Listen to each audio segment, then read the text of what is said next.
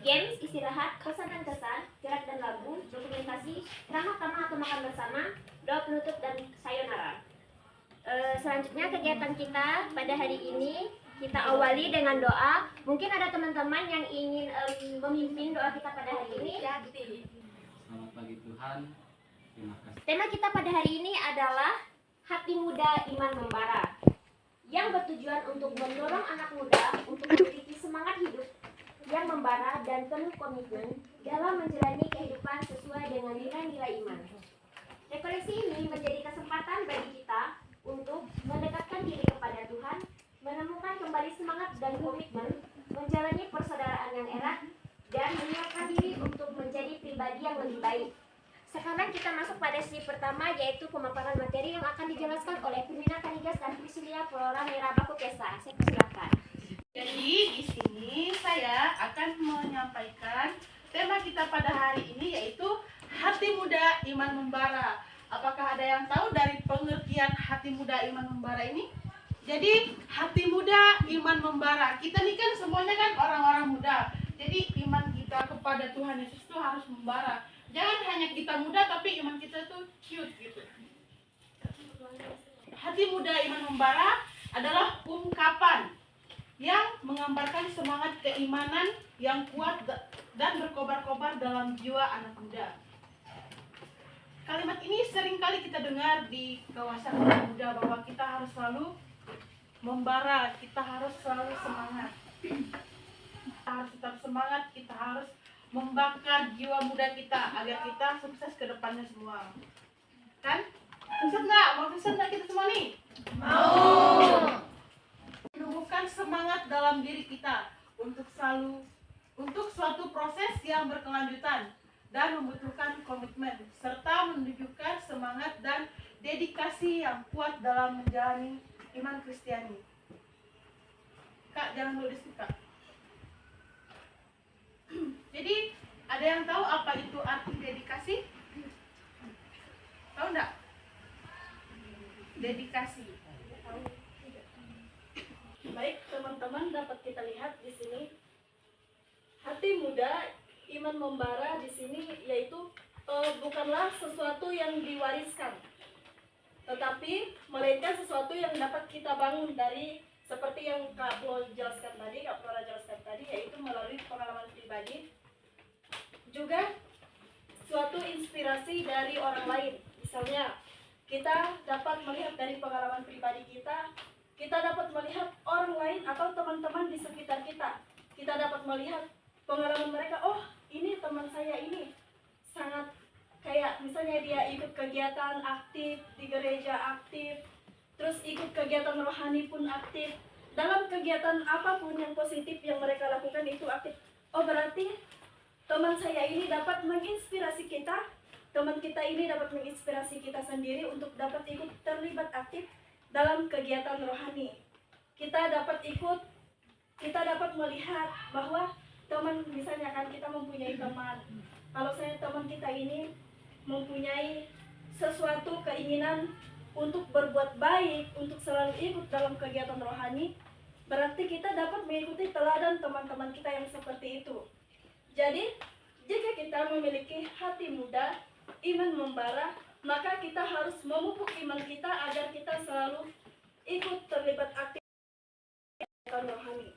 Maka semangat ini merupakan bukti nyata dari iman Kristiani yang hidup dan bersemangat. Semangat untuk mengikuti kegiatan di gereja, semangat untuk mengikuti Yesus Kristus.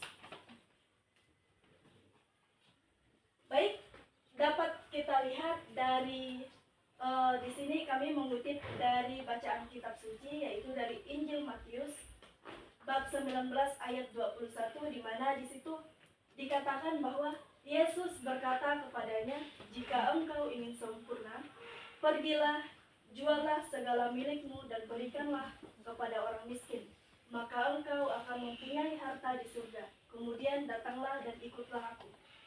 Yang dimana ayat ini dapat menginspirasi kita bahwa Yesus berkata, "Jika engkau ingin sempurna, pergilah dan jualah segala milikmu." Dari perkataan di sini, dari bacaan bacaan kitab suci di sini, kita dapat menyimak bahwa apa yang kita punya itu, apa yang kita miliki itu dapat kita bagikan kepada orang lain. Kita hidup di dunia jangan merasa, oh saya mempunyai ini, saya mempunyai segalanya. Tetapi kita harus mempunyai pikiran yang positif bahwa kalau seandainya kita mempunyai sesuatu, jika sesuatu lebih yang kita punyai, bahwa kita harus memberikannya kepada orang lain. Misalnya kepada orang yang tidak mampu, kepada kita bisa juga pergi ke panti asuhan atau lain sebagainya di sini, kepada orang miskin, maka engkau mempunyai harta di surga.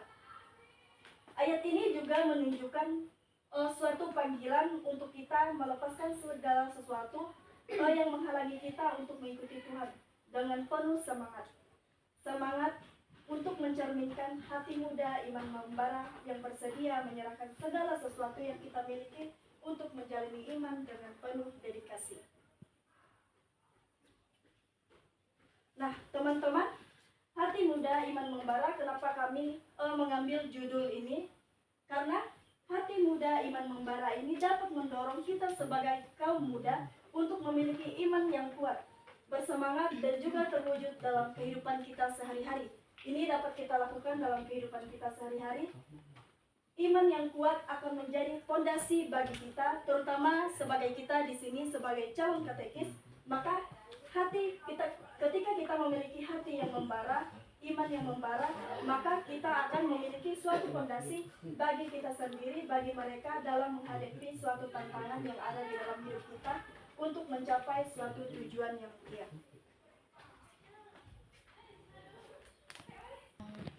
Mungkin imannya untuk aktif dalam OMK itu sangat sulit. Nah, jadi bagaimana cara kakak-kakak nanti membangun hati orang muda imannya agar membara untuk aktif ikut dalam kegiatan OMK tersebut? Kita sebagai generasi muda, apalagi kita sebagai katekis, yang pandangan orang di luar tuh kita tuh semuanya tuh serba bisa. Yang pertama itu kita harus melalui itu pendekatan. Kita harus kayak pendekatan tuh seperti kita mengajar apa sih hobi orang muda di sana, apa sih yang dia sukai gitu. Jadi melalui pendekatan ini nanti kita kayak ngobrol dulu, sharing kan, ngobrol. Jadi misalnya kita tanya masalah mereka nggak mau ikut atau masalah apa yang nggak mereka mau tuh, kita tanya dulu apa. Kalau misalnya mereka tuh kadang kan anak muda tuh sukanya ganjur kan ya, kita coba kayak gitu. Kayak kita kemarin kan hobinya kayak gitu, kita kayak ngadakan acara seperti itu. Biasanya orang muda atau OMK di kampung tuh memang kebanyakan tuh kayak apa ya, bodoh amat kan terhadap acara OMK atau acara-acara rohani lah. Yang pertama tuh tadi kita harus melakukan pendekatan terhadap orang di sekitar sana. Dan yang kedua tuh kita tuh harus berbaur sama masyarakat atau dengan orang tua. Mungkin ada kadang ada anak tuh yang introvert kan, nggak mau sama sekali keluar rumah atau berbaur di kampung tersebut. Kita harus kayak apa ya, pokoknya kita tuh harus dekat dulu dengan orang tersebut. Nanti misalnya kalau banyak tantangan kan, tantangannya tuh mungkin kita tuh itu masih muda, kita yang lebih tua atau mereka mah pendatang, misalnya orang bilang kayak gitu kan, kita tuh nggak apa-apa, lanjutkan ya loh. Itu memang tantangan kita sebagai katekis di kampung orang. Jadi kita tuh harus maju terus. Iman kita tuh jangan sampai apa ya, aduh mereka jangan ngomong kayak gitu. Pokoknya kita jangan sampai mundur. Kita harus maju terus. Biar apapun pandangan orang terhadap kita tuh kita harus maju terus. Jangan sampai menyerah. Karena itu kayak program seorang katekis atau kita seorang katekis tuh harus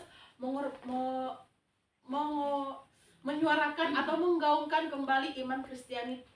Apalagi kita nih menjadi calon guru agama, pandangan orang terhadap kita tuh pasti kita tuh suci, kita tuh mulia gitu kan. Padahal kita tuh sama-sama manusia yang nggak luput dari kesalahan seperti itu.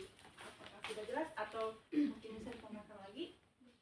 Santai aja bro, kalau jadi panitia bingung gampang seperti apa juga jadi setelah kali pokoknya menurut kehidupan roh itu sejauh ini yang kata orang dimiliki oleh anak-anak Tuhan.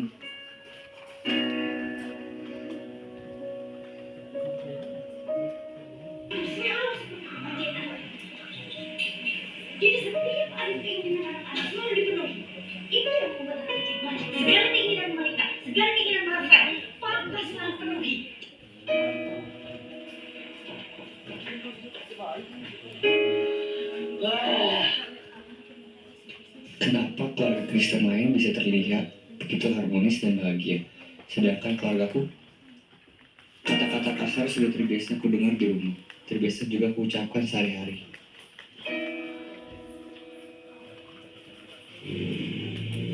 Jadi, apa yang membuat aku yang orang Kristen ini berbeda dengan yang lain? Pertanyaan-pertanyaan itu makin menghantuiku hingga suatu hari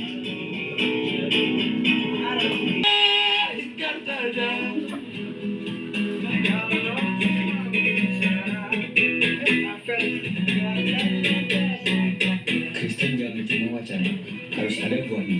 Jadi ternyata apa yang kulakukan selama ini belum cukup. Rajin ibadah, pelayanan, tidak ada artinya selama Sudah kita tonton atau kita simak tadi.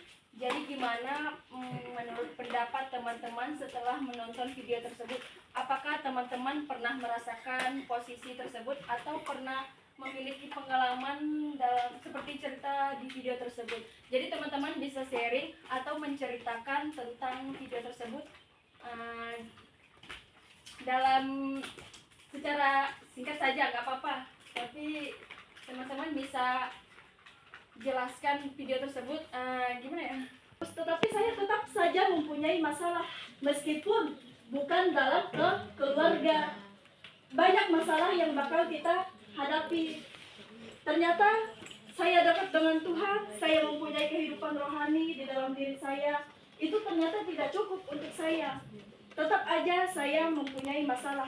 Saya rajin ke gereja pun setiap minggu saya pergi ke gereja, misalkan setiap minggu kita rajin pergi ke gereja, tetapi menurut teman-teman itu cukup enggak untuk memupuk iman kita? Pasti tidak kan? Pasti di dalam kehidupan kita pasti kita mempunyai suatu masalah. Meskipun di dalam video ini tadi masalah yang dihadapinya yaitu keluarga, tetapi di dalam kehidupan kita pasti mempunyai banyak sekali masalah. Banyak sekali masalah yang kita hadapi di dalam hidup kita. Misalnya di dalam percintaan mungkin kan teman-teman pasti mempunyai rasa galau. Hal yang saya hadapi pada saat ini, di mana nama Agus tuh sering kita dengar Agus buntung, Agus. Ini asik kan? Itulah masalah. Jadinya saya dulu dari Agus. Yuk, mas. Itulah masalah yang saya hadapi. Saya tuh dipanggil teman-teman saya kan Agus katanya. Agus katanya kan. Habis dibangun batu. Jadi itu masalah yang saya hadapi dan teman-teman bagaimana menanggapi atau solusinya yang harus diberikan kepada kita. Jadi itu sekedar saya, terima kasih.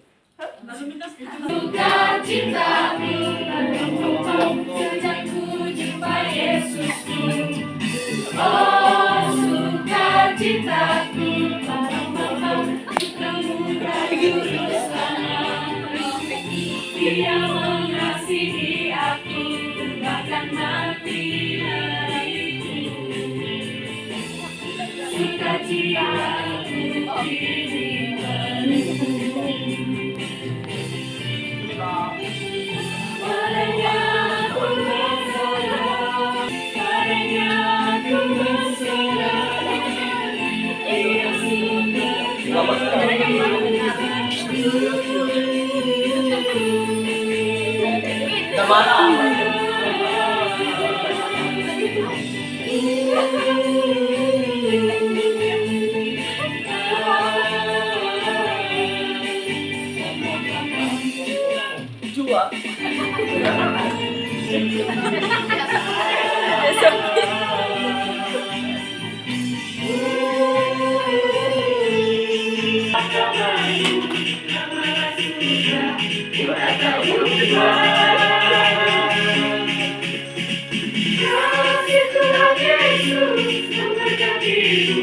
memberkati aku, memberkati semua. Rasa seribu, rasa susahmu, rasa kepadaku. Kasih Tuhan Yesus melimpah-limpah ke atas kita. Satu persatu,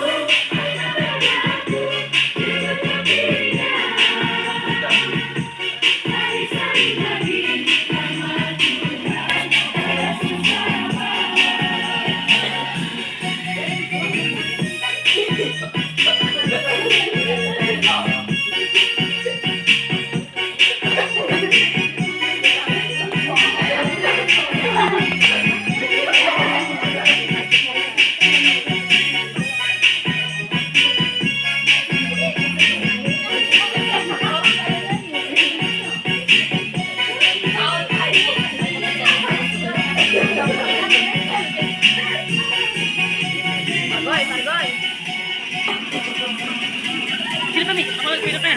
Tara, masuk. Biar para peserta kami.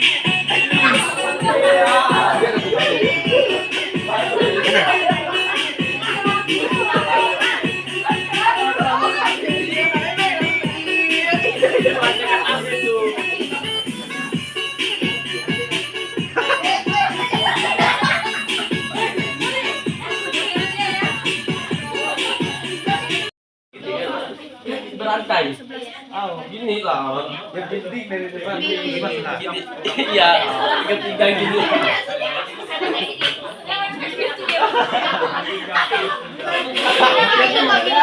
Aku nanti salah. Gak boleh noleh-noleh.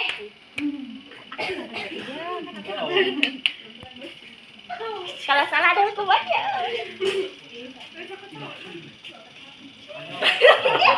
Jangan ribut ya.